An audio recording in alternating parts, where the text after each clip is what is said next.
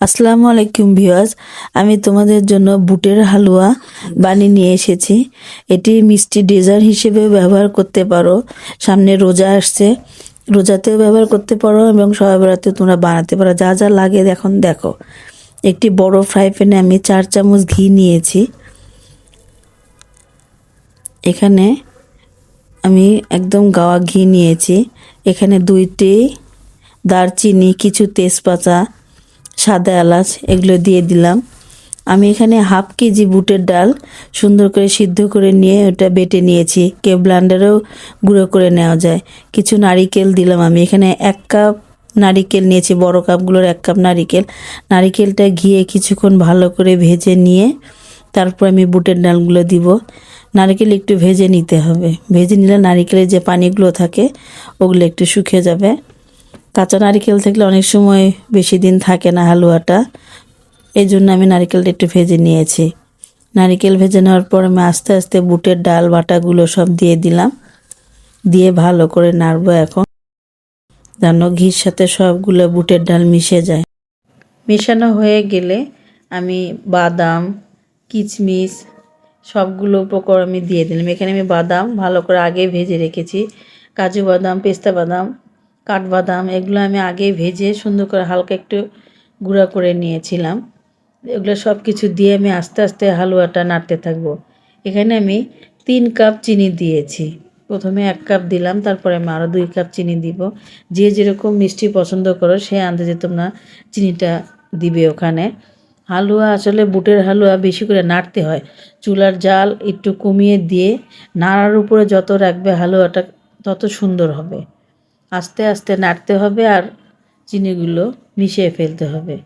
চুলার জাল সবসময় একটু কমায় রাখতে হবে। দেখো, যত নাড়বে হালুয়াটা তত সুন্দর হবে। নাহলে নাড়া যদি বন্ধ করে ফেলো চট করে নিচে লেগে যেতে পারে। এই জন্য সুন্দর করে নাড়তে হবে এবং জাল দিতে হবে। চুলার জাল সমান তাকে রাখতে হবে। যে পানিগুলো সব চিনির পানিগুলো শুকিয়ে আসছে। এখন আমি এখানে 1 কাপ চিনি আর 1 কাপ চিনি দিলাম আমি। দিয়ে আবার নাড়তে থাকবো। আস্তে আস্তে দেখবে হালুয়াটা সুন্দর হয়ে আসবে। যত নাড়বে তত ভালো। এখানে আবার আমি 1 কাপ গুঁড়ো পাউডার দুধ দিয়েছি। যেরকম দুধ দিতে পারো তোমরা, যদি আরেকটু দাও দিবে। কেউ কনডেন্স মিল্ক অনেকে দেয়, দিতে পারো। এখানে গুঁড়ো দুধটা যখন একটু টেনে আসবে চিনির পানি তখন দিলে একটু হালুয়াটা হয়ে আসলে যখন গুঁড়ো দুধটা দিবে তখন দিলে গুঁড়ো দুধের স্বাদটা একটু মাওয়া খিরসার মতো মনে হয়, দেখতে আরও সুন্দর, স্বাদটাও বেড়ে যায়। এভাবে তোমরা আস্তে আস্তে করবে। হালুয়াটা রেডি করে নিয়ে যখন আঠালো হয়ে আসবে তখন বড় একটি ট্রেতে আমি ঘি মাখিয়ে হালুয়াটা সুন্দর করে গরম গরম সেট করেছি এবং দেখো কাটছি। এখানে আমি হালুয়াটি গরম গরমই হাতটা ভালো করে ঘি লাগিয়ে নিয়ে হাতে সেট করে নিয়েছি। আমি একটি ছাঁচে কিছু ঘি লাগিয়ে নিয়ে হালুয়া আমি 2টা ছাঁচ দিয়ে অ্যাড করে ছাঁচেও ফেলেছিলাম। 2টা আমি ছাঁচের করেছি, কিছু চাকু দিয়ে কেটেছি। তোমরা যে যেভাবে পারো এইভাবে তোমরা হালুয়াটা তৈরি করে নিবে। দেখো খুব সুন্দর ডিজাইন হয়েছে। আবার কেউ চাকু দিয়ে কেটেও নিতে পারো। এভাবে তোমরা বাসায় হালুয়াটি ট্রাই করবে এবং বানিয়ে দেখবে। গরম গরম দিলে সব কিছু হালুয়া খুব সুন্দর সেট হয়ে যায়। এখানে ফ্রিজেও তোমরা কিছুদিন রেখে দিতে পারো। দিয়ে তোমরা যে কোনো সময় এটি ফ্রিজে তোমরা সংরক্ষণ করে বাসার বিভিন্ন অনুষ্ঠানে মিষ্টি ডেজার্ট হিসেবেও বানাতে পারো। হালুয়াটি খেতে অনেক মজা। এভাবে তোমরা বাসায় সবাই বানাবে এবং ট্রাই করবে।